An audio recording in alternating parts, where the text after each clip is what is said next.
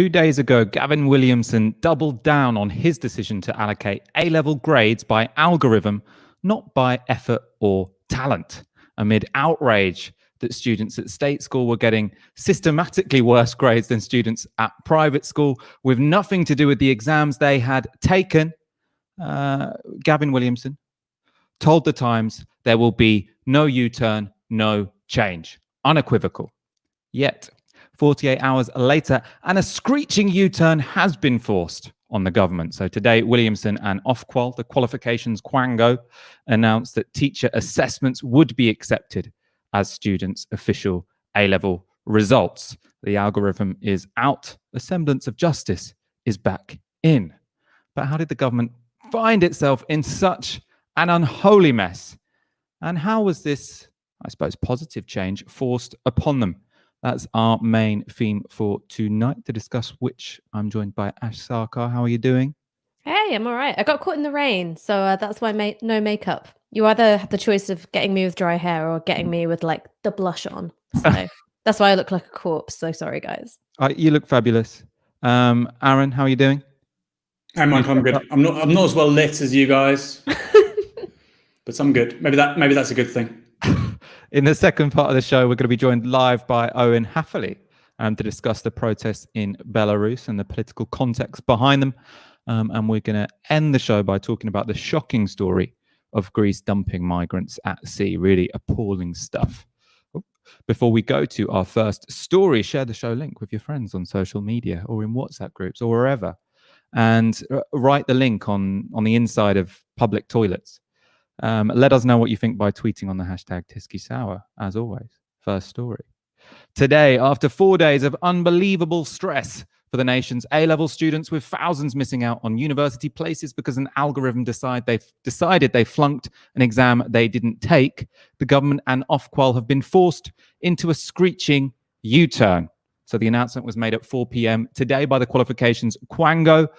This is the chair of Ofqual, Roger Taylor, explaining the announcement to Sky News. We have decided that teacher-assessed grades, centre-assessed grades, the grades that schools and colleges set as being the grade they thought students would achieve in an exam, should be awarded for GCSEs and A-levels and ASs. BTECs are not affected by this decision. These are unprecedented circumstances. The task we attempted to do was to set exam grades with no exams taking place. We developed an approach that has been used in other countries as well. But it is clear that while it may have technical merits in some ways, but it is simply has not been an acceptable experience for young people. And we have therefore decided that we should change course and allow the centre-assessed grades to be awarded. So reason has won out. Teachers' assessments of actual pupils, not algorithms' assessments of hypothetical pupils, will determine the grades achieved by the class of 2020, both for A-levels, AS levels, and GCSEs, and now for all of the nations of the United Kingdom. Obviously, Scotland made a U-turn last week. We talked about that on Friday's show. And today, Wales, England, and Northern Ireland all announced that it would be centre-based assessments or teachers' assessments, not the algorithm pumped-out grade, which will determine the grades that this country's 18-year-olds go into the rest of their career and educational life bearing to their name. It's notable that announcement was made by a bureaucrat, not a politician. In fact, Johnson and Williamson have both been entirely absent today. Johnson is on holiday, and we last heard from Williamson on Thursday when A-level results were first released. Here he is speaking on Sky, ruling out a U-turn. Can you give a cast iron guarantee, triple locked if you will, that you will not be forced into the embarrassing U-turn that John Swinney and Nicola Sturgeon were in Scotland, that standardisation, this scheme that you have been warned about for months is staying, and you're not going to be doing a U-turn? Absolutely. And when we've consulted widely, and when Ofqual consulted widely in terms of the whole system of awarding, this is the message that we got from everyone. This is the right approach to go forward. So you can see why the government have tried to carry out this U-turn without their fingerprints on it. So they're trying to say it's this quango, it's these bureaucrats, and maybe they'll abolish Ofqual like they've abolished Public Health England, trying to blame anyone who isn't themselves for a governmental catastrophe, which could have been foreseen months ahead. Indeed, by many it was. I want to go to you first, Ash. Do you think the government will be successful at, I suppose, removing themselves from this embarrassing U-turn? It's a brilliant victory for students, for teachers, for the unions, but will the government manage to get off scot-free? I mean, first, this shows us that when the Conservatives have an 80-seat majority, protest works. And even if the Labour Party isn't being as forthright or as challenging as they could be, getting out onto the streets, capturing the national moment is a really effective way of pushing through change on single issues. So I think that's a really important lesson to take from this. As for the government removing themselves successfully or not from this scandal, they haven't completely put it to rest. There's still the ongoing problem of BTECs having been downgraded. And as has been said by Ofqual, they've got no plan to change how those grades were given. And then you've also got the problem of university places. So alongside this announcement of the centre assessed grades being the results that the students are going to get, there was then a subsequent announcement that the student cap was being lifted for universities.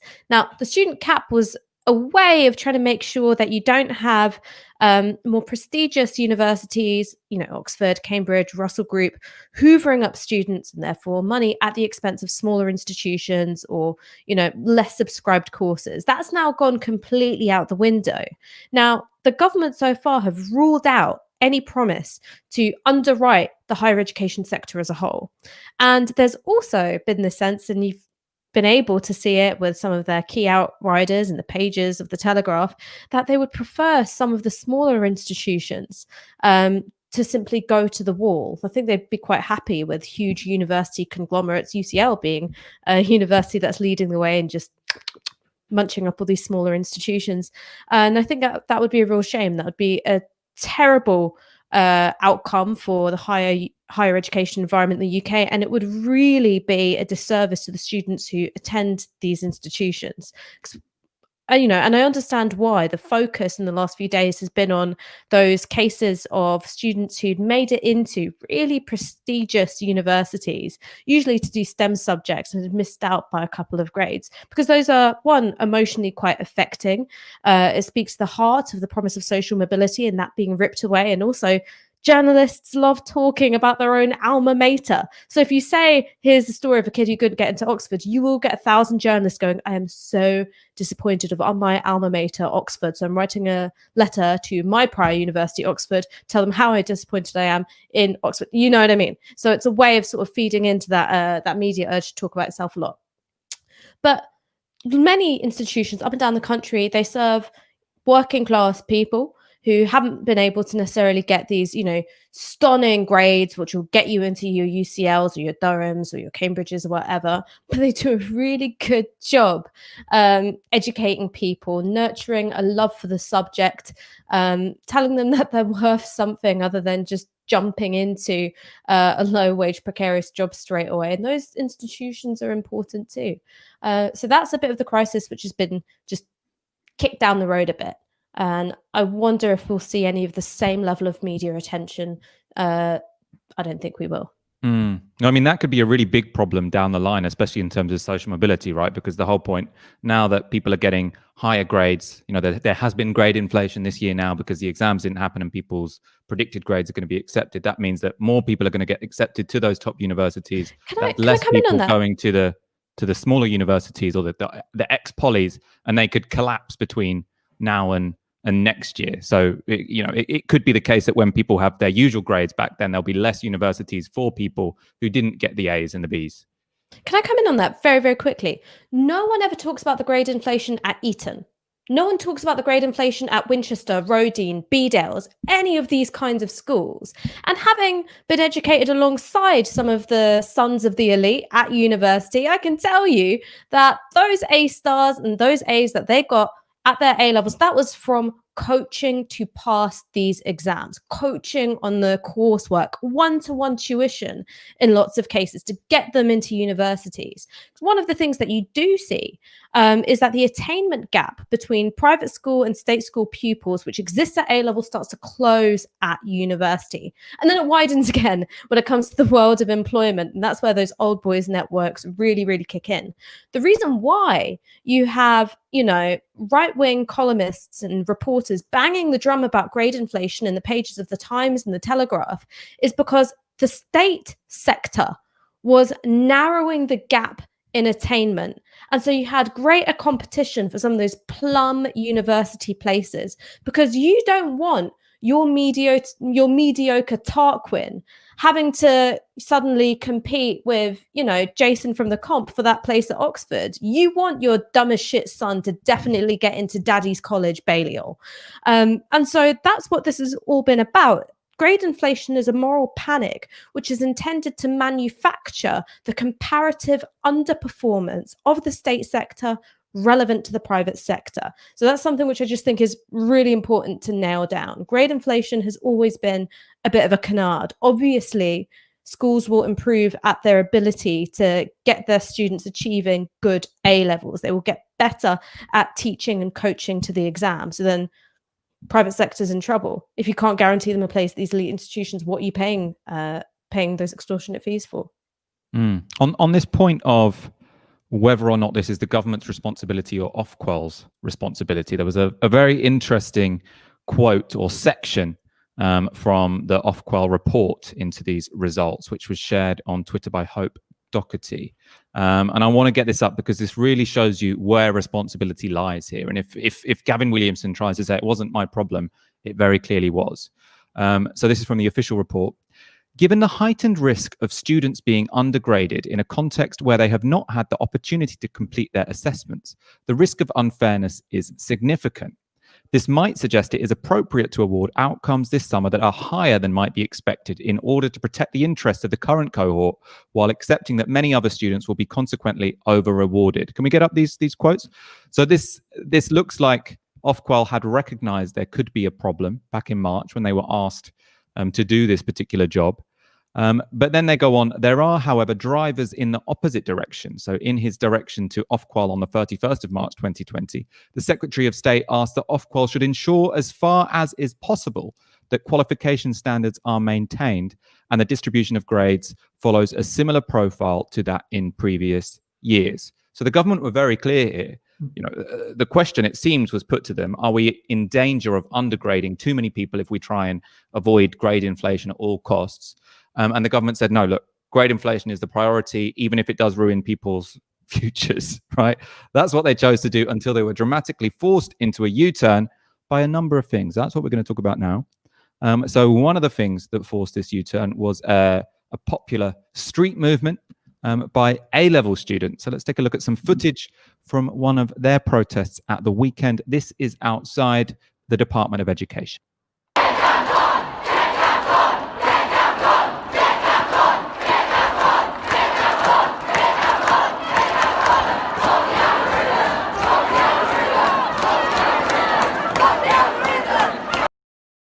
So fuck the algorithm is a very 21st century rallying cry to be hearing at protests. I want to go to you, Aaron. You write a lot about algorithms, but also I want to pose this question as, are the Zoomers unbeatable? Are the Zoomers unbeatable? Well, that remains to be seen. It's too soon to say. What I would say is there hasn't really been a successful youth movement in the Western world for decades. And so what I find fascinating, and it's great that this has happened, obviously, and that these young people, their life chances would have been upended to an extraordinary extent by this arbitrary decision the government have made. It's fantastic on a personal level for hundreds of thousands of young people who benefit from it. But the response of, oh, well, in 4 years' time, in 2024, they'll all go to the ballot box and they'll all vote accordingly. What will happen is, overwhelmingly, those young, by then probably graduates or university students, will be congregating primarily in large metropolitan areas with people who think like them, who share their interests, who share the same voting patterns. And it just, they're not going to be in the places that Labour needs to win, because we've talked about it so many times. The political geography of this country is changing by age and by educational status more than class, right? Which is to say that, as Ash has so eloquently spoken about multiple times, somebody who's paid off their mortgage with 2 cars, 100 grand in the bank, a great pension on the way, thinks they're working class, thinks they're the left behind, while somebody working on minimum wage, finishing their university degree, has no fixed abode necessarily, has no assets, doesn't really know what's going on in their life. They're repeatedly told by the media, by political pundits, particularly on the right, that they're middle class.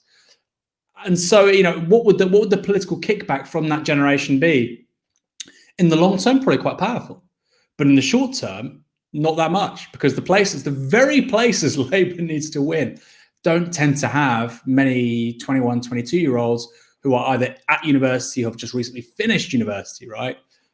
So in the longer term, I'm very optimistic, but the reality is under 65s haven't won an election in this country for a very long time. Actually, Obama was a bit of an outlier. In 2008, 2012, Obama wins off the back of a vote which is going against boomers, right? Actually, boomers tended to vote McCain, and Obama bucked that trend. But there's no other politician in Britain or the United States who's managed to do that. And so I think the primary question would be, how is this going to be politically formative for these younger people in the longer term? Is this going to be akin to a 2010 moment as it was for millennials? I think that's the interesting question. In terms of 2024, I don't think it means very much. And perhaps most importantly, if there isn't political leadership coming from people in parliamentary politics or electoral politics, then absolutely nothing would lead me to conclude that those young people will automatically get involved in Labour politics, seeing Keir Starmer look like a regional sales manager. I just don't. I don't see that. And then finally, the algorithm thing. Of course, algorithms aren't necessarily new. Algorithms are actually it's quite an old idea. But the idea of management by algorithm, the idea of domination by the machine, clearly that's a 21st century imperative, subjectivity, something we all feel. Amazing to see that on screens. And what's also really interesting is just how quickly those young people managed to coordinate a protest. I was watching it, I'm very political. I love digital media. And I was watching this go, wow, I hadn't heard about this. Presumably they'd organized through Telegram, Instagram, WhatsApp, but really, really, really interesting. But I think we have to be very, very emphatic in saying that there's absolutely nothing that says this automatically goes into parliamentary or electoral politics. I mean, I think your point about the political power or the electoral power of young people is very important. And I'm pretty sure that what shifted the government's opinion wasn't people. I mean, absolutely, I totally agree. Brilliant, that protest outside the Department of Education, but we can't pretend that that's what changed their mind. The Conservatives worry when they think that Conservative voters, people who usually vote for them, might be shifting their opinions. You also spoke about leadership. I do want to bring up what I thought was a decent advert by the Labour Party yesterday on social media. Yes, Keir Starmer, there have been some complaints about his priorities over the weekend, but he did come out back on Friday, say, I'm in favour of doing centre assessments, not this algorithm stuff. And yeah, let's look at this social media video they put out yesterday. The best way to level up and expand opportunity is to give every kid in the country a superb education. Whoever you are, whatever your ethnicity, whatever your background, Conservatives will be the ones that always drive the standards, always drive up opportunities for every child in this country. They said that they weren't going to judge us on where we come from and stuff, on the postcodes and that, but they've still downgraded the grades when all my teachers would never give us that. So the grades that my teachers sent off were B, B, C, but I've been given C, D, C, so I've been downgraded in all of them. So that means that I haven't got into uni, they've declined us. I was hoping to do medicine, and I got predicted A star, but I ended up getting BBC. It didn't just affect me, but it affected many of my school friends as well who are in the same position, and it's just heartbreaking, really. No one's ever gone Cambridge in my school, and yeah, my school was hopeful that I would be the first one to go there. And, that's like, I wanted to make them proud. That's why I kept working hard. I knew I could get those grades if I actually did the exams. My job is to make sure your kids get a superb education wherever they are in the country. I will take personal responsibility. The buck stops here.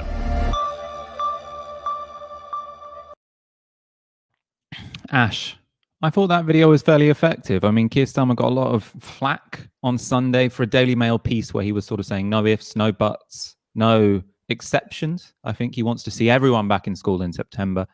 I suppose we can debate that separately. But do you think pressure from Labour made any difference at all here in terms of this U-turn? Well, I think the prime force in this U-turn wasn't that kids were angry, it was that their parents were angry. So if we want to talk about the political geography in this country, obviously in 4 years' time, those kids are more likely to be clustered around metropolitan Labour voting areas, not necessarily the case for their parents. So I think that was the prime decision factor there. I think in terms of this attack ad, it's one of the best things I've seen out of Keir Starmer's Labour for a really long time. It got two things in the frame very, very closely. One was broken promises. So the emphasis on personal responsibility, the emphasis on levelling up.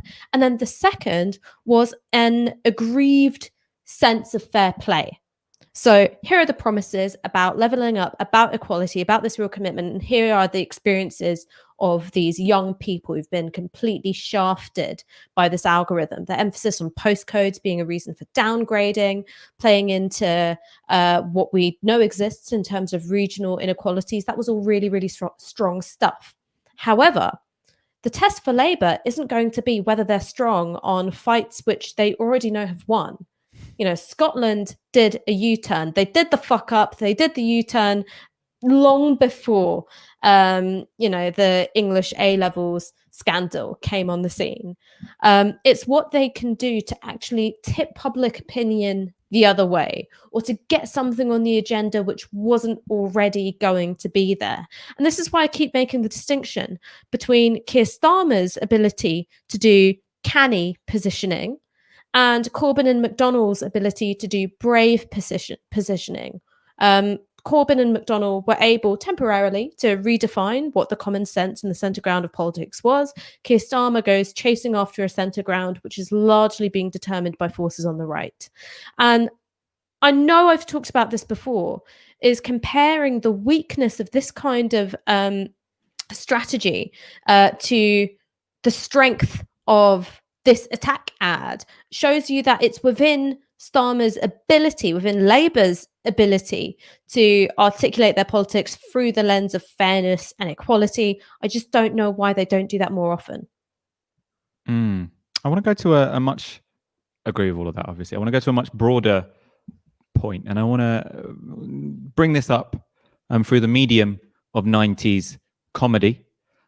So obviously, this is, the fact that people are getting grades which aren't remotely related to their exams, remotely related to their own performance, all the effort they've put in, and has been purely explicitly defined only by their socioeconomic background, and what previous kids at their school got was particularly outrageous. That has now changed, thank God. But in a way, many people are saying, I think there's a good reason to say this, that in a way this was shining a light on an injustice which is always present in our education system, which is that the grades that people get, the way that people are sorted into good students and bad students, is almost, totally mapped onto socioeconomic class, what kind of school you go to, etc. We're going to go to a clip from Stuart Lee. This is back in 1998, a sketch that he did, probably on the BBC, Channel 4, not sure. Anyway, take a look. Haven't you got any marking to do, Ian? No, I've done it all. How? How do you always do your marking so quickly? Well, it's simple, Alan. I don't really look at anything that any of the kids write, all right? What do you mean? Look, it's easy. Look, Tom Lipton, right? His dad is a doctor and his mother's a university lecturer, right? A+. He's bound to be good at English, isn't he? It's easy, it's only writing. But look, little Sarah Camkin, her mother is a cleaner and her dad is dead. What chance does a kid like that got in life? D-. See? You can't do look, that. Alan, I've got a lot to do. I've got to get through it. I'm going out on Sunday night to see Ocean Colour Scene at the Civic Hall. Aaron, I want to bring you in on this. Should this be an opportunity for us to shine a light on how our current system for grading children basically does sort them and reinforce sort of class boundaries and inequalities that exist in society on a broader level? Totally. I mean, I would take it a step further, and I would say people are saying, oh, how appalling that their life chances would be dictated by some abstract machine-like logic, i.e. an algorithm. Well, let's take it a step further. We've been using effectively a machine-like logic in allotting people's life chances to an increasing extent for the last 40 years. It's called the market. And I mentioned that on Twitter, and people said, oh, he's just lost it. He doesn't even know what a market is. Very frequently, it turns out a lot of the sort of market fundamentalists don't know what a market is. But if we want to talk about, for instance, having an even footing, entering into the labour market, being able to add value through your labour and creating that in a fair and just way, I can't see the argument for private schools. I can't see how you would be able to confer an unfair advantage onto your child. I just don't. And this is not a moral crusade. I don't really care. I'm not like, it's not a piety thing for me. I just don't see the rational argument for them. I cannot see the rational argument. I can understand, for instance, the argument for a flat tax, right? I don't agree with it, but I can understand the argument for a flat tax, or the argument for zero corporation tax. Don't agree with it, but I can see the argument. Well, it's going to create loads of new incentives for people to start business, employ people. Fine, right? But I cannot see the argument for private schools. And we've already touched upon this. Ash said about how these are fundamentally factories to get in the system because we have incredibly bureaucratized, and to an extent that has to happen. I think it's probably overkill in this country with the fact that we test kids basically every year, a way of measuring people's aptitude at certain things. And the fundamental reality is the wealthiest people in this country don't want a fair education system. They don't want that. They want to be able to buy their way to the top for their children. They want, like Ash said, they want to be able to purchase effectively or as close as possible to purchasing a position for their children, if not in the same college they went to, Oxford or Cambridge, or if not those, at least the Russell Group, right? And I mean, we've all encountered many, many, many people like this, many people. And until I went to university, I didn't think it was a thing. But you recognize these people almost immediately, and they're wholly different to anybody I'd encountered before I was 18, 19. And I think people who talk about meritocracy and then say that private schools are, commensurate with having a fair system in this country, I think it's just nonsense.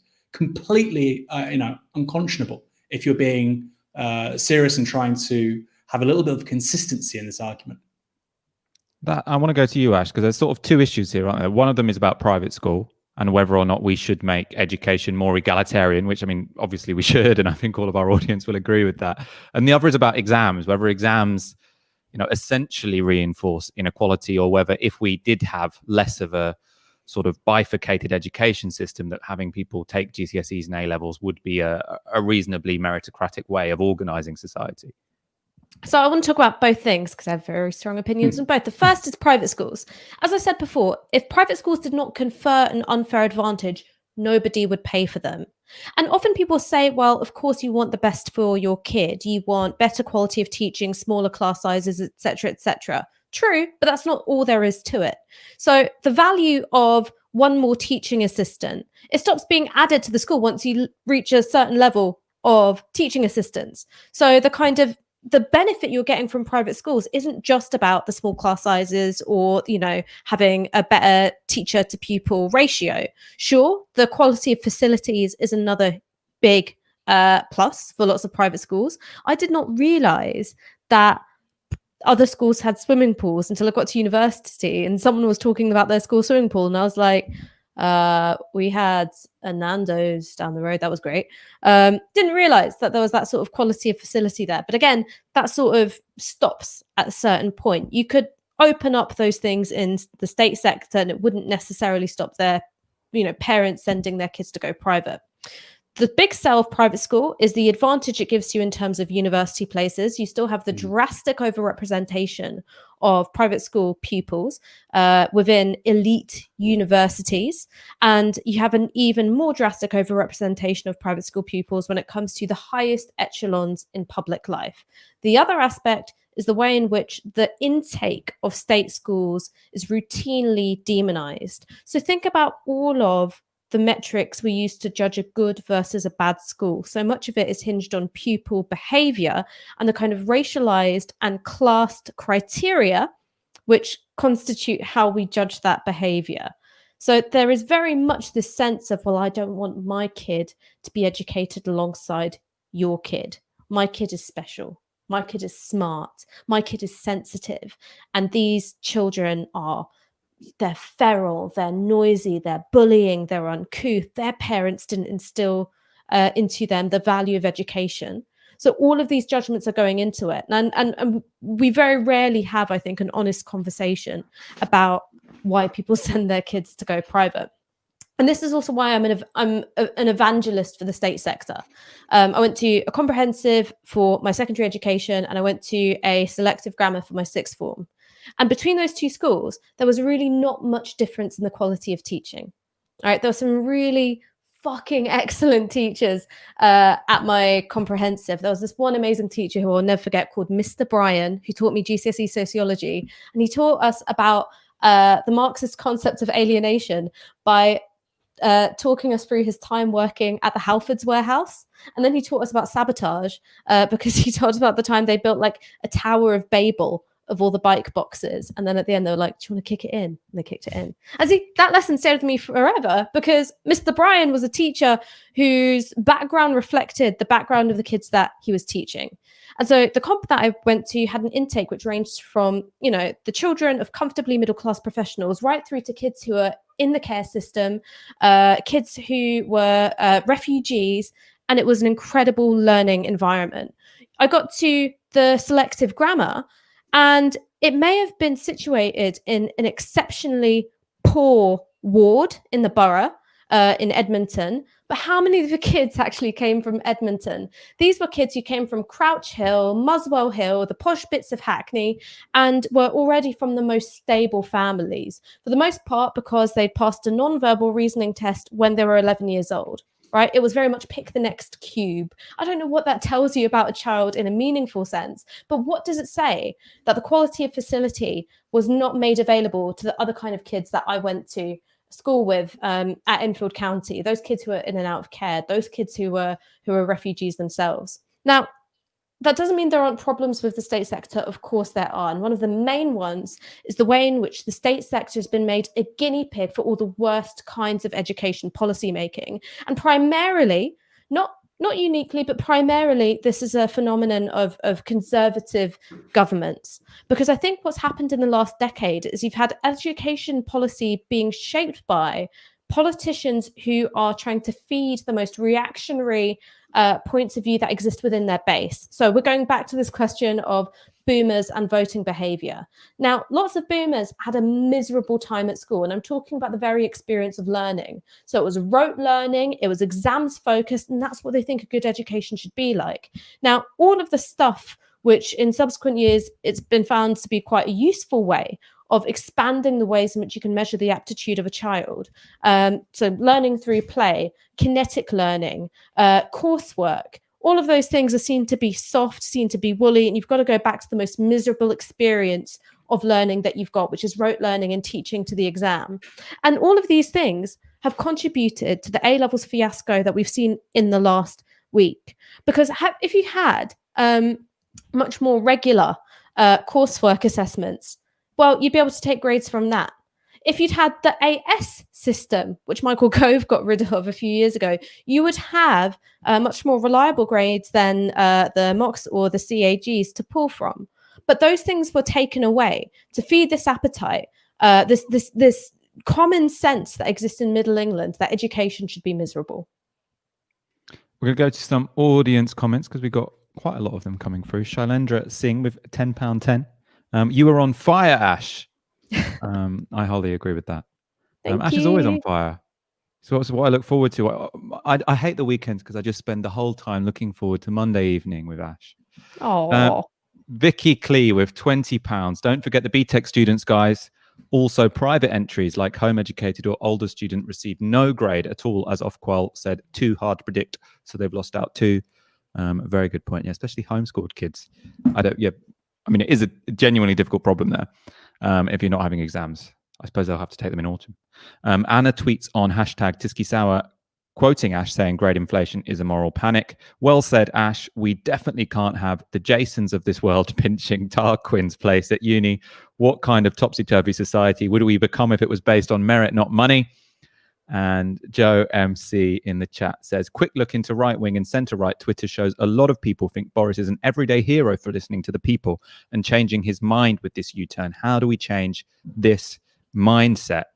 I'm going to go to you super quick, Aaron, because I know you've got a few more thoughts on this topic before we move on to Belarus.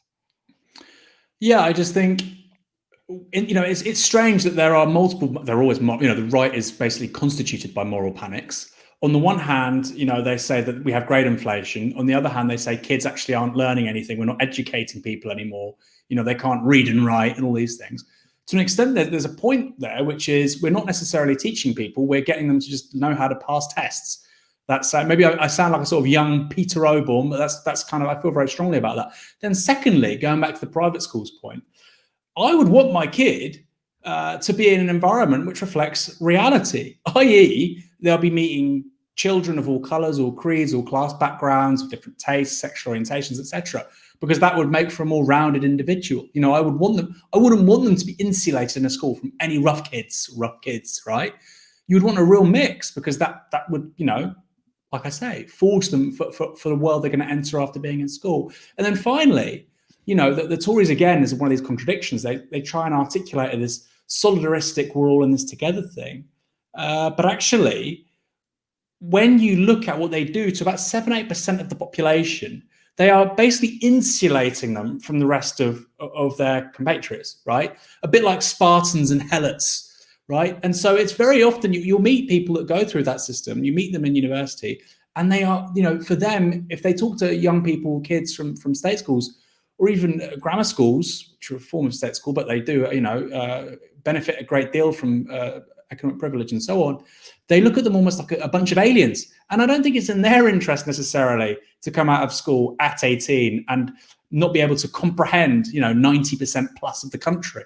So I really can't see the arguments here. And I want to finish with this. I don't view the private school argument as a moralistic argument, or about even necessarily, about what's right and wrong. I just don't see the philosophical coherence of allowing a system to benefit 7% of young people necessarily to the detriment of the other 92%.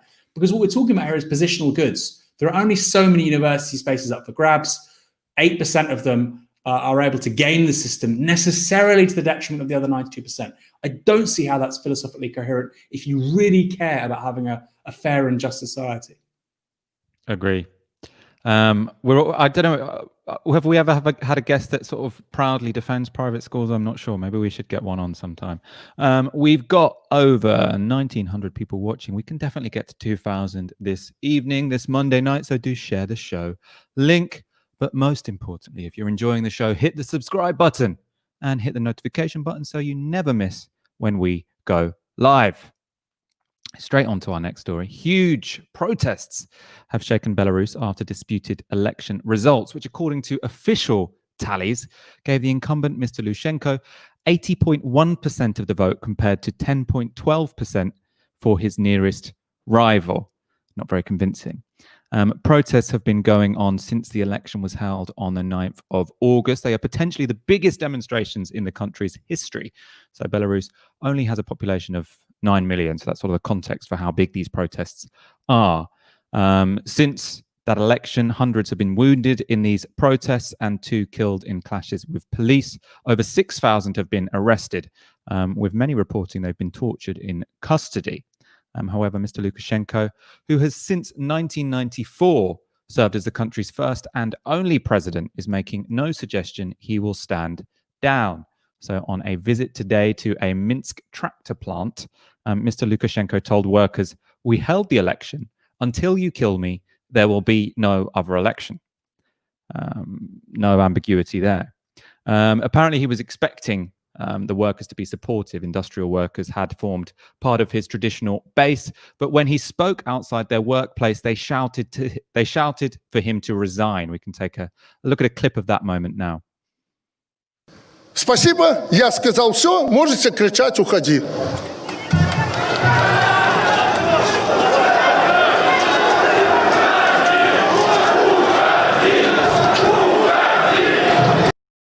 So the translation there, he said, "Thank you, I've said everything, you may continue shouting resign." Not going well. To explain who Belarus's president is, why these protests are happening now, and whether they'll be successful, I'm delighted to be joined by Owen Hatherley. Owen will be known to many of our audience as a prolific author and culture editor at Tribune. He's written extensively on Belarus and the post-Soviet world. Thank you for joining us this evening, Owen. My pleasure.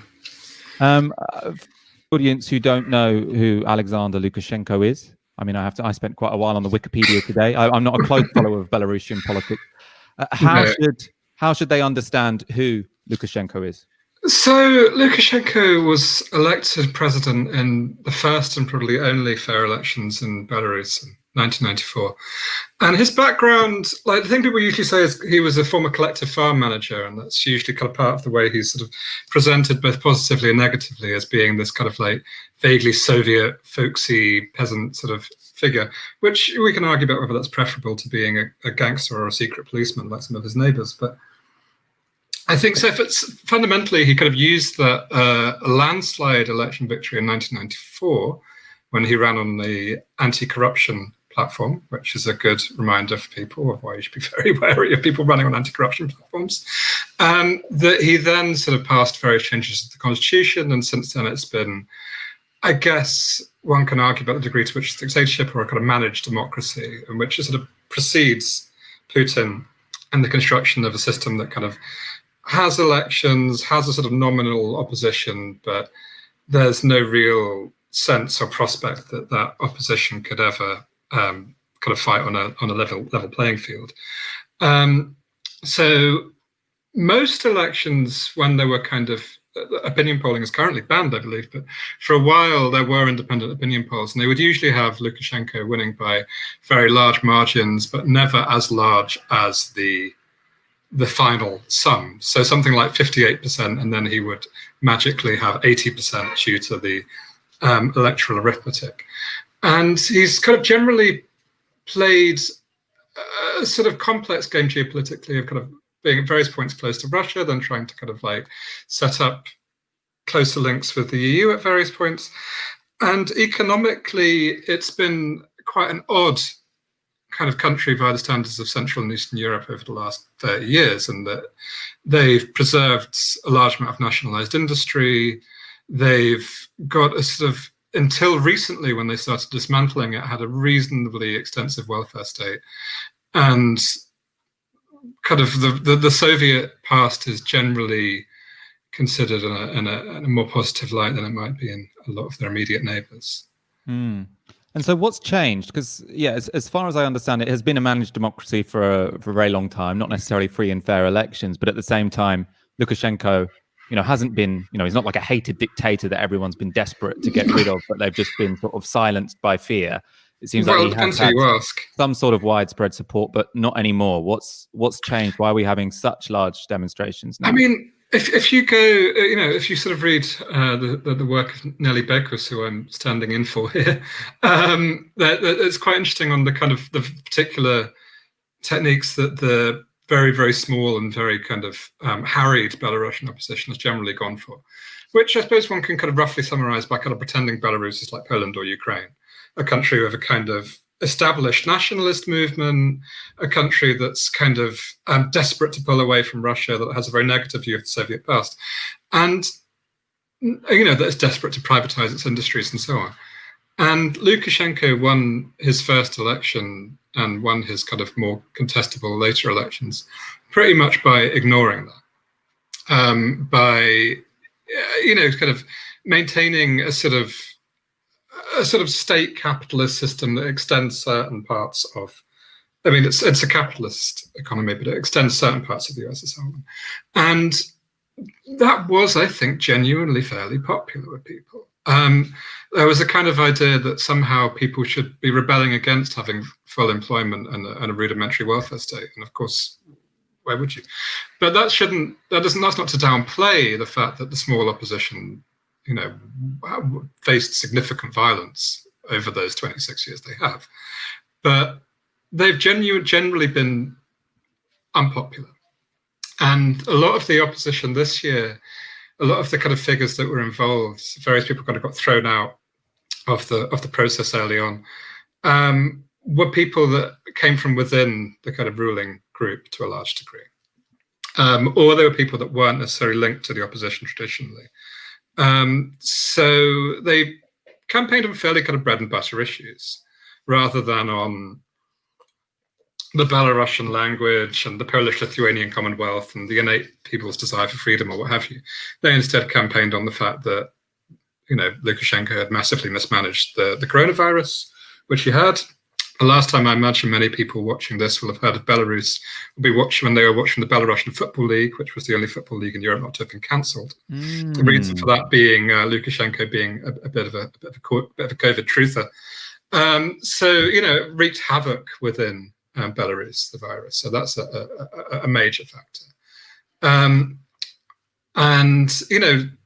In the last few years, there has been a kind of attrition of the Belarusian welfare state to a certain degree. The last time there were kind of major demonstrations was a few years ago when they brought in something called the parasite law, which essentially, to cut a long story short, was a form of workfare, kind of workfare with a kind of sort of neo-Soviet ideological tinge, let's say. And that pissed off a lot of people that were previously quite reliably pro-Lukashenko. So if you put those two things together, you can see, I think, a lot of people that otherwise would have, let's say, tolerated him are no longer doing so. I want to go into the current opposition because there was a video released today, I think, by Svetlana Tikhanovskaya, who is the person who, according to official records, got 10% of the vote, but presumably got way more than that. But in any case, is the main opposition to Lukashenko. This is a video released earlier today. I'm prepared to take responsibility and act as the nation's leader during this period, so the country settles down and gets back to normality. So that we can release all political prisoners and prepare a legal framework and conditions to hold another round of presidential elections in the shortest time possible. Genuine, fair and transparent elections that will be accepted without question by the international community. I would like to address those in uniform. Belarusians are people who don't accept violence. Belarusians are generous and fair. If you decide not to carry out your illegal orders and switch to the side of the people, they will forgive you, support you, and won't blame you in the future. I suppose there's two sort of major points to bring out there. One, she's saying the security services, the police, can they join the protests? That's presumably going to be, or would be, one of the big sort of turning points, turning the tide so that Lukashenko would have to stand down. And the other is this idea of sort of internationally recognized elections. So I wanted to sort of ask you about both of those points, Owen. So one of them, to what extent is Lukashenko's regime on the rocks? There's obviously big protests, but does he have the army and the police on side, etc.? And the other is, what's the geopolitical angle here? Obviously, the way this has been framed in the West a lot is this is a case of, is he a Putin puppet, or are the protesters pro-European color revolution style protesters? What are the dynamics there? Yeah, I mean, I can't really answer the first one because I don't actually have sources in the Belarusian army or security services. So, okay, fine. Yeah. I can't really say whether or not I think they'll defect a move against him. I have no idea. But the geopolitics of it, so should we understand? Yeah, so certainly, I think one can make kind of large generalizations. Obviously, Russia would not particularly like a sort of Maidan type scenario on its doorstep, and it's kind of, one can make an equal generalization that that various forces from NATO to the Open Society Initiative would probably quite like Lukashenko to step down. But moving away from those sort of broad strokes, one thing I find fairly striking is that there seems to be very little appetite for making this about geopolitics among the protesters themselves.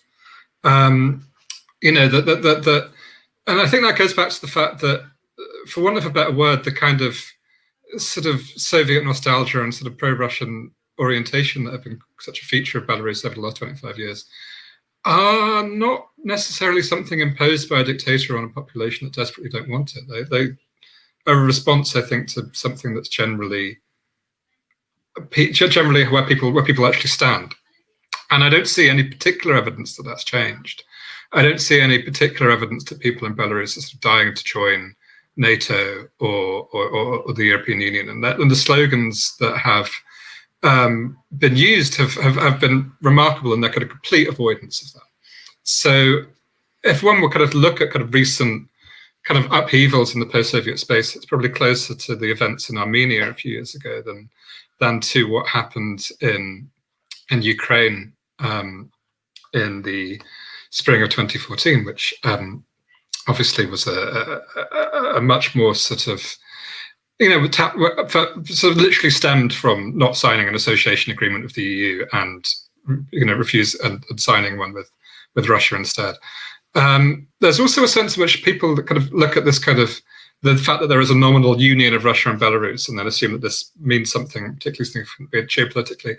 It doesn't particularly. It's a piece of paper. It has very little real weight. In many ways, it was sort of on the verge of being fundamentally dismantled because of the fact that Belarus has, for the last couple of years, allowed EU citizens to travel to it freely, which has buggered up the kind of Russian visa regime because trains to Russia go through Belarus, and the borders are being closed and pissed about with, and so forth. And so, generally, there's very little love lost between Lukashenko and Putin.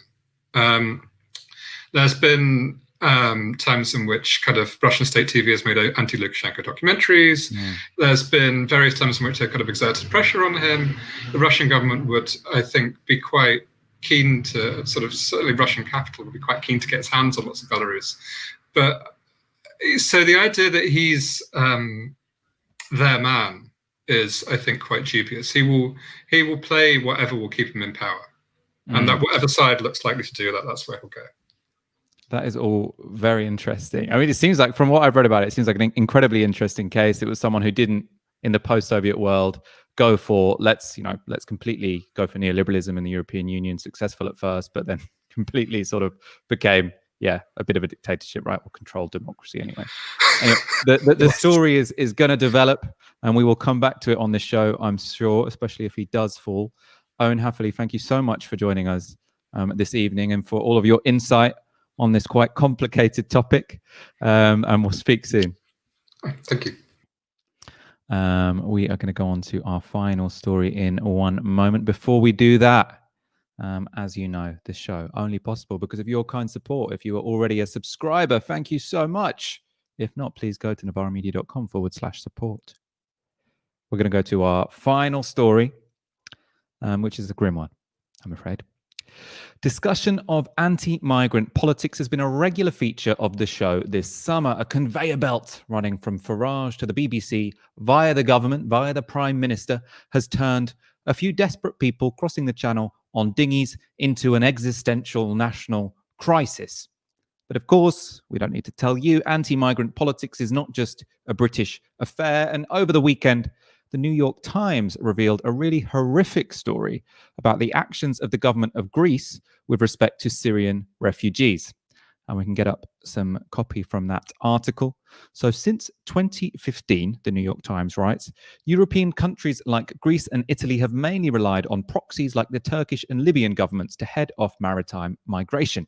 What is different now is that the Greek government is increasingly taking matters into its own hands, watchdog groups and researchers say. For example, migrants have been forced onto sometimes leaky life rafts and left to drift at the border between Turkish and Greek waters, whilst others have been left to drift on their own boats after Greek officials disabled their engines. So that's, really extreme. So what they're saying is what's happened up to now is countries like Greece and Italy. I mean, again, it's still brutal and gruesome for the people who are trying to travel. I don't think being stuck in a detention center in Libya or Turkey is much fun. But the idea that you've got a state which is, explicitly taking out boats and just leaving them in the middle of the ocean. I mean, that's well, it's not a war crime because it's not a war, but it's definitely against international law. We can go to another section from that article because they spoke to one woman, Miss Al-Khatib, who had fled Syria with her two sons, aged 12 and 14, on her third attempt at crossing the Mediterranean. They landed on the Greek island of Rhodes. The first two were unsuccessful. And when she landed on Rhodes, the Greek police took them to a makeshift detention facility. And 3 days later, now we can get up for this from the Times, on the evening of July 26, Miss Al-Khatib and the other detainees said that police officers had loaded them onto a bus, telling them they were being taken to a camp on another island and then to Athens. Instead, masked Greek officials transferred them to two vessels that ferried them out to sea before dropping them on rafts at the Turkish maritime border, she and other survivors said. Amid choppy waves, the group, which included two babies, was forced to drain the raft using their hands as water slopped over the side, they said.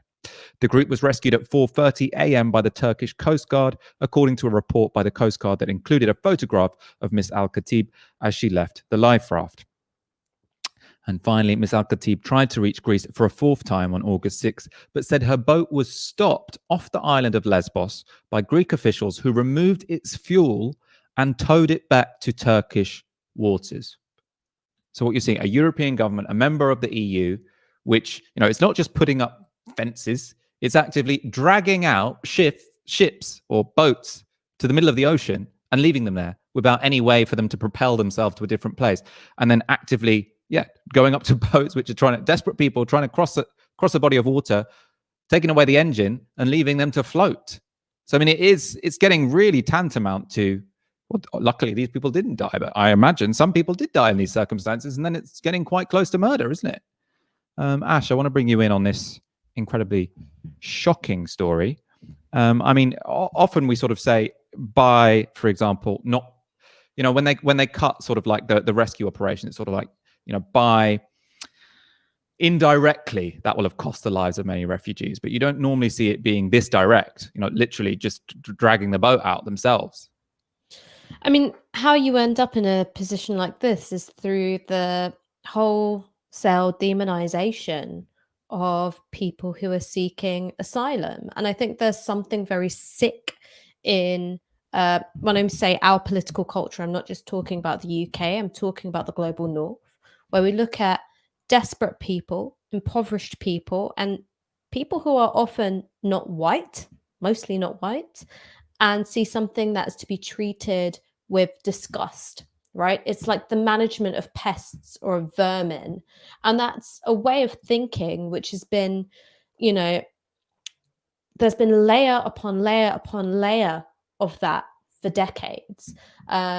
There was a famous photo from the early 2000s of a drowned refugee who'd washed up on an Italian beach dead, while two holiday goers were sitting not that far away in their bikinis staring out to sea as if nothing had gone on. So that kind of demonization has been a long time coming. When you've also got a context where I think that trust in transnational governance and international cooperation has completely collapsed. There's a sense of, it's every state out for themselves, regardless of whether you're in the EU or not. Enforcement of the border becomes this kind of totemic issue. So the more brutal your enforcement is of said border, the more you can retain an illusion of political control. And the extreme case of this is what we've seen here.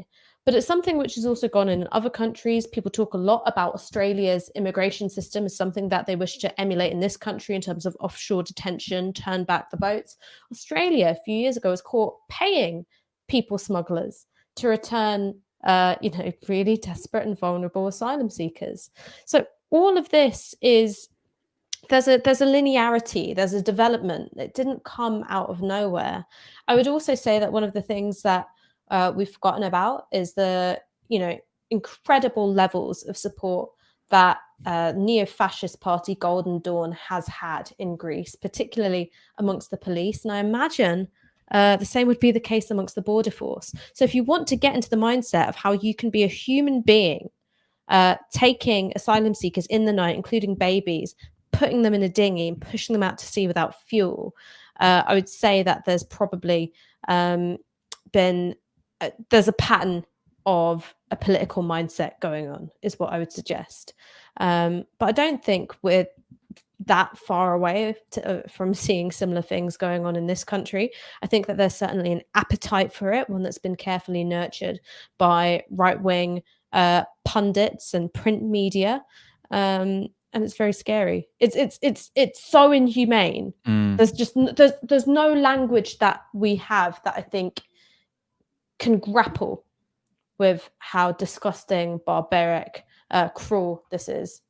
I mean, obviously there are people in this country pushing for this kind of politics. We're going to go to a video with Nigel Farage in a moment, but first of all, I just want to bring up that even if it's not the case that Britain is dragging out dinghies to the middle of the ocean and leaving them without an engine until another Coast Guard picks them up, even if that's not happening, we still have a hell of a lot of responsibility for what is going on between Greece and Turkey right now. And that's because one of the reasons why, you know, politics shifts to the right in somewhere like Greece or Italy is because of the lack of solidarity in neighboring countries, so that they have to, you know, I mean, I don't think migrants are a burden, but obviously there's some state capacity that is being taken up because the rest of Europe is not taking their fair share of migrants, of people fleeing war. So to give you some of the stats involved, so Greece is a country of 10 million people. They've already suffered a deep economic crisis, and according to the UNHCR, there are 186,000 refugees in Greece. Now, according to the UNHCR, Britain, the UK, a country with 6 times the population of Greece and 10 times the size of its economy, an economy which is 10 times its size, only hosts 126,000 refugees. So you've got a country which is 6 times smaller in terms of population, 10 times smaller in terms of the economy, is hosting more refugees than the UK. And that is not in any way to excuse what the far-right government in Greece is doing, but it's just to contextualize it. There's no point in Britain getting on its high horse and saying, oh, we wouldn't do stuff like that.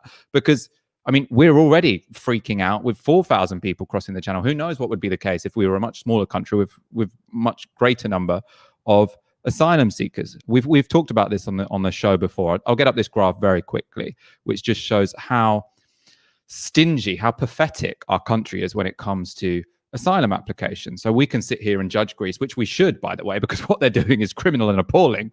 But they they had 75,000 applicants last year of asylum applications. The UK had 44,000. And as I've just explained, it's a country with a population which is 6 times smaller than the UK. Their economy is 10 times smaller. So the reason why politics shifts to the right in these countries is because they're resentful, because there isn't any solidarity from the rest of Europe. I mean, Germany does all right on this particular issue, even though on the economy and everything else, I mean, they haven't exactly acted in a solidaristic way with Greece. But on this particular issue, they've done okay. We are bottom of the barrel. Obviously, that's just Europe. Turkey has 3.6 million refugees from the Syrian war, and Lebanon has over 1 million. That's with a population of 7 million people. So the fact that we are freaking out with 4,000 migrants crossing the channel, absolutely pathetic. Let's go to the guy who is, I mean, a super pathetic guy, but who's very successful. Unfortunately, this is Nigel Farage with another one of his, outings on Twitter. Let's take a look. Leading the charge for the government in terms of criticism of all of this is, of course, the Home Secretary, Priti Patel. She has said what is happening in the Channel isn't just unacceptable. She said that it's shameful. Increasingly, it looks like hotels in the southern part of England are also filling up. And this one appears to be in Priti Patel's own constituency. If we're about to find out that is correct, if we do find out that is correct, she's going to have some real questions, I suspect, to answer to her own constituents, because this could prove a massive embarrassment for the Home Secretary. And there we are, the Rivenhall Hotel. Okay, so the hotel is full, but you can see there's a lot of people here. Hello. You all right? Yeah. Good. Hello. Hello. Hello. So you reopened on the 3rd of August? Well, your website says you reopened on the 3rd. Yes, sir. But you're now completely full. Thank you. Yeah, they're expecting us, aren't they? Yeah, no, they've cleared them out. Come on, we're going to go. Yeah, I know, but they're on us. It's private property, boss. Please leave. Please, because it's private property. Thank you. Well, the management there were not very pleased to see us, were they? Chap ushering us out and slamming the door. I mean, just mind your freaking business. Do you know what I mean? You've got a country like Lebanon, 7 million people, 1.5 million refugees. We've got 4,000 people who cross the channel in a country of 60 million people. And you've got Nigel Farage going around with cameras filming people, desperate people staying in B&Bs, which he's incredibly bitter about, even though, I mean, did he want to stay in that hotel? Why does it matter to that guy that there are people who've had a much harder life than he has, who are being put up in a B&B or a hotel or whatever, for a few weeks while their cases are sorted out or whatever? And apparently it's not just Farage who's doing this. Now, obviously, he's prompted a lot of copycat people, so that if you have had a horrific journey across many continents and you finally made it to somewhere where you can put in an application, you've now got these like stupid, pathetic old guys sort of filming you, sort of like, why can't holidaymakers stay in this hotel? So like, did you want to stay in the hotel? Then fuck off.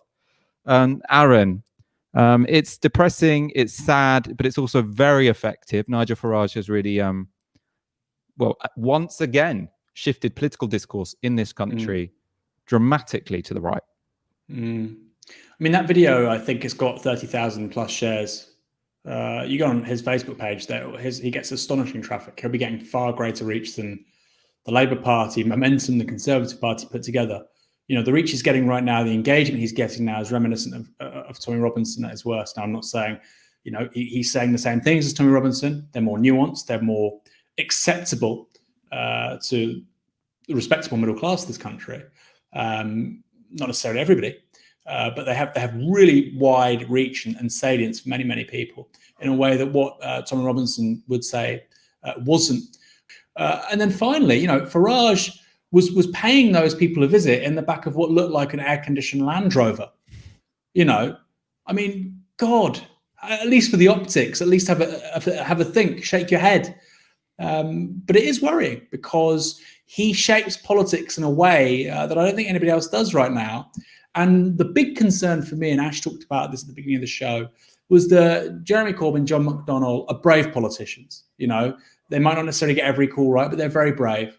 And my worry is now that by Keir Starmer sort of going to the right, with the Tories basically staying where they are, which was dramatically right-wing by their standards over the last 40 years, is that the whole of the national conversation will go further to the right. I think that's inevitable, actually. And what I think Ash is saying about the return of the nation state and, policing borders in order to reassert sort of political confidence, I think, we have to be really worried about this. I look at India and I look at what's going on in Narendra Modi. The Congress party is not in opposition. The BJP and the Congress party are now sort of saying maybe we can work together. You look at Turkey with Erdogan and the reassertion of an Ottoman, Turkish Ottoman great power. Same with Russia. And I don't think that the nation states of Europe are actually immune from this. The idea that the European Union, all these nation states all work together, all love one another.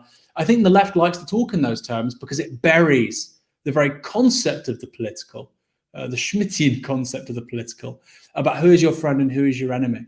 And you can't erase that. You can't say, oh, it's this big, lovely multilateral family. We all work together. And actually, there's no such thing as class conflict. And there's no such thing as systemic racism or the idea of, for instance, white supremacy or European race essentialism, which is above and beyond that of Africa or, the countries to its east. These are things that we all have to engage with on the left. I think to just sort of say that the default so far, because we had this debate sort of folded within the second referendum, was we need to be cosmopolitan, pro-European liberals. Let me tell you now, that's not good enough. It won't work. We're going to have to make a very strong, robust, ethical argument for helping these people, but not by appealing to some multilateral organization and some nebulous abstract idea of Europeanness, which 90% of this country don't understand. It's going to have to be done in a very populist, everyday idiom. And you know, you need people like Farage from the left. Am I saying that again, sort of within the sort of electoral parliamentary context? Not at all. That's very worrying. I want to bring in Priti Patel because obviously the way Nigel Farage has influence often, I mean, part of it's his organic reach on social media, but in terms of making policy, it's often in terms of bringing the Conservative Party to the right and forcing, well, not forcing, they're often delighted to take on the kind of xenophobic policies which he promotes. But in any case, that video was taken in Priti Patel's constituency. That's why Nigel Farage was saying this should put so much pressure on the Home Secretary. And sort of oddly, I suppose, this is what the civil service have started doing now, getting into weird Twitter arguments. The Home Office replied to Nigel Farage, and they wrote, on Friday, the Home Office became aware that an error was made in placing asylum seekers. This error was the result of operational failures where the correct policy and procedures were not followed. The Home Office has a statutory obligation to provide asylum seekers who would otherwise be destitute with accommodation, but they should be placed in major conurbations wherever possible so that appropriate support and services can be more readily provided. Now, that's a really weird statement because, I mean, the critique Nigel Farage was making wasn't that they won't have the necessary services around. He was saying, why do they get to live in the luxury of this hotel? This hotel should be for paying British people or holidaymakers from the kind of countries that he appreciates. And he's saying, well, you know, these migrants don't deserve to stay here. And the Home Office is sort of replying, is it nudge, nudge, wink, wink? They're saying, yeah, of course they shouldn't be staying there. But they can't say, yeah, that hotel was obviously too nice for refugees. They have to say, oh, we would have put them in a major conurbation so that they could get the services they want. It seems very nudge, wink, wink. Very strange. Ash, what do you make of all of this in terms of, I mean, is there any limit to how far right Priti Patel will chase Nigel Farage? No, I don't think there is a limit because I actually think that there's a confluence in their politics. Priti Patel, I think more so than other members of cabinet, has a real taste for this very authoritarian civic nationalism. And you can see it with her, you know, previous views on bringing back hanging. She's someone who I think has got her finger right on the pulsing clogged artery of Middle England in a similar way as Nigel Farage. It's just she's got governmental legitimacy because she's part of the government. Nigel Farage, despite being a 7 times a failure parliamentary candidate, has done a better job than I think anyone actually within the Conservative Party as a minister to completely reshape their political orientation, first with regards to Brexit and now trying to do the same with the asylum issue. And what these two things represent is an evolution in modern day conservatism, right? So first, lots of the things that you're thinking about conservatism, maintaining tradition, that kind of thing, out the window. There's a desire for change, right? There's this embrace of algorithmic injustice, as we've seen with the A-levels fiasco, a drive to sort of import the cultures of Silicon Valley into Whitehall. You've got a sense that public money should be used to facilitate monopoly capitalism, but you also have a reframing, a directing of political antagonism towards increasingly identitarian frames. And one of those frames is white nationalism. So it's not, and this is the findings of a report done by Hope Not Hate, that if you look at the focus of, you know, online far right activity, it's no longer just about that kind of outgrowth of the war on terror, civilizational conflict between Muslims and the West. It's a full embrace of, you know, the great replacement, this fear that white demographics are going to be completely replaced by people of color. Now, this is something which I've commented a lot in the past about how this is also, modeled on flawed data, flawed ways of understanding integration. And I think it goes to show you how much this activates this kind of deranged far right psyche, is that a tiny clip of it got decontextualized, whereas making fun of somebody else's research about integration, and it's gone around like wildfire on far right Twitter and Facebook, as though I'm endorsing white demographic replacement. And it's because that's what they really want to believe. Nigel Farage is a very smart guy. He's a very, very smart guy. And he knows about how he can generate content which takes a certain place within a wider, economy of images. So by saying, here are these brown people, he doesn't have to say, here are these brown people, literally, but thinking about what the images are saying. The images are, here I am in, white, rural, suburban England. It's leafy. It's quiet. Here's a hotel, which, let's face it, English people don't fucking want a holiday in with them, but I digress. Here's a hotel. And here are black and brown men. That's it. He didn't need anything else for it to activate that part of the psyche. First amongst, kind of golf club racists who are like, why are they there? This is too nice. Da, da, da, da, da.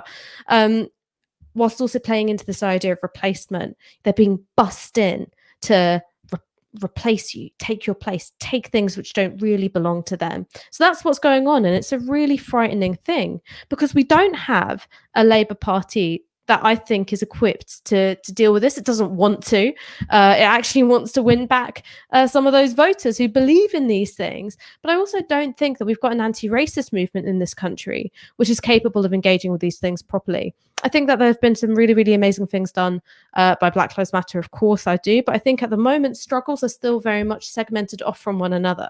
There's a sense that oppressions are kind of, irreducible difference. So because of the existence of anti-Blackness within South Asian communities and the existence of Islamophobia with Black communities, there can be no solidarity or shared political project, But, we can't replicate the divisive politics of white nationalism within our own anti-racism and expect to win. We just can't do that. And so we need to take a look at what Nigel Farage is doing, the use of these, small boats literally as floating signifiers onto which anxieties around demographic replacement can be attached, and think, how do we combat that? All really important points. Grim. It's really grim. Aaron, final points, and then we're gonna wrap up. No, I thought what Ash said was superb. I guess what I wanted to add was, we've had a political context in this country on the left where if you said, I don't think a second referendum is a good idea before December, many people were saying you were a racist. Or if you said there are decent arguments for leaving, I don't think we should leave, but you'd be called a racist. And the same people who said that, and this is going to sound, I hope I annoy lots of people saying this, because we've really lost this on the left, and it's tragic. We have no concept of the universal, of the universal sort of human essence, and of the idea of universal liberation. I saw a guy said he wrote a tweet saying, "I'm leaving the Labour Party as an Indian nationalist, and I'm an anti-socialist, and I'm the same scourge of anti-Semitism I now see it with hatred of Hindus and Indians." And anti-racism in Labour in the last 5 years, as part of a broader agenda, by the way, to destroy the left and Jeremy Corbyn, basically came about stakeholder management with various communities. That is not anti-racism, talking to abstract communities. It's about understanding the universal essence behind all people and saying, actually, that necessarily confers a certain equality onto everybody, right? Of dignity, respect, rights. It's not stakeholder management. It's not saying, well, we've got this community says this and that community says this and this. And by the way, that comes out of the British Empire, and it then sort of percolates through to Blairite multiculturalism throughout the 1990s. Big chief politics. But now we're left with this kind of political after effects, and it's carried on zombie-like. And it's become, for many people who think of themselves as progressive or on the left or centre left, for many people, that's now anti-racism. And it's not, by the way. If you go out, if your racial politics is about reifying race constantly, right? I saw some East Asian guy on Twitter go. He goes, "I'm East Asian, and that means putting East Asian people first, above Black people, above Latinos." And I'm thinking, oh, that's racist. You're essentializing a racial group, reifying a racial group, and saying it's more worthy of certain things in my eyes than other ones. That's racist. Right. But I mean, you know what? I think there needs to be a Tisky about this. Michael, it might be very awkward for you to be the one to host it, but I do actually think there needs to be a Tisky on this thing specifically, because the British British anti-racist discourse comes out of the specificities of British imperialism. Now, I'm not saying that this was perfect because it wasn't, and I don't think it's a useful term for us to organise under now. But the point of political blackness was that it was a response to the organisation of British imperialism, and also the way in which, you know, if there was a sign saying no blacks, no Irish, no dogs, you couldn't be like, and Bengali actually, it'll still be fuck off wog, right? That was what was going on. Now, obviously, what that concealed, of course, it was anti-blackness. Of course, it was within the colonial project itself, divide and rule. The way in which you had South Asians in Uganda and Kenya being, you know, brought in as a kind of, you know, petty bourgeois and managerial class for the exploitation of black labor. But that's what it was speaking to. You cannot, I think, import American anti-racist discourse, including this black indigenous people of color thing, which I just think is completely pathetic. BIPOC.